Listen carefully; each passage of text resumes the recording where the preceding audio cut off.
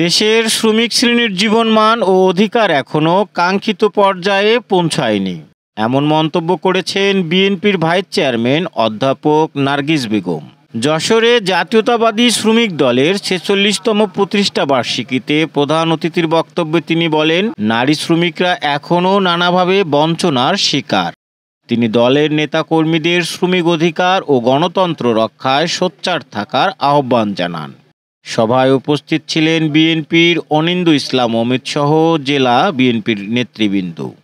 যশোর বিজ্ঞান ও প্রযুক্তি বিশ্ববিদ্যালয়ে সফলভাবে অনুষ্ঠিত হয়েছে বি ইউনিটের স্নাতক প্রথম বর্ষের ভর্তি পরীক্ষা।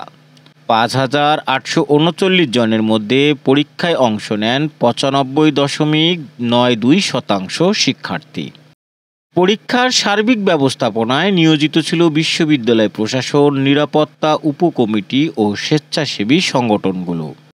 উপাচার্য অধ্যাপক ডক্টর আব্দুল মজিদ বিভিন্ন কেন্দ্র পরিদর্শন করেন এবং সংশ্লিষ্টদের আন্তরিক প্রচেষ্টার জন্য কৃতজ্ঞতা জানান।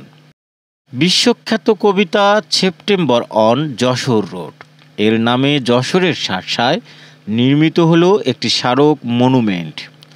শুক্রবার বিকেলে এটি উদ্বোধন করেন খুলনা বিভাগের বিভাগীয় কমিশনার ফিরোজ সরকার। মুক্তিযুদ্ধের ইতিহাস ও যশোর রোডের গুরুত্ব স্মরণে এই মনুমেন্ট স্থাপন করেছে উপজেলা প্রশাসন।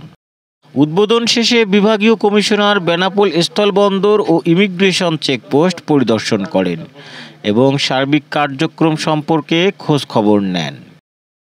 বেনাপোল সীমান্তে পৃথক অভিযানে প্রায় ১০ লাখ টাকার মাদক ও চোরাচালান পণ্য জব্দ করেছে বর্ডার গার্ড বাংলাদেশ বিজিবি।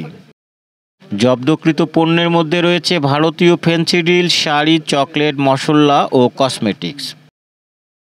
দেশ বিদেশের খবর সবার আগে জানতে ভিজিট করুন রাতদেরনিউজ.net।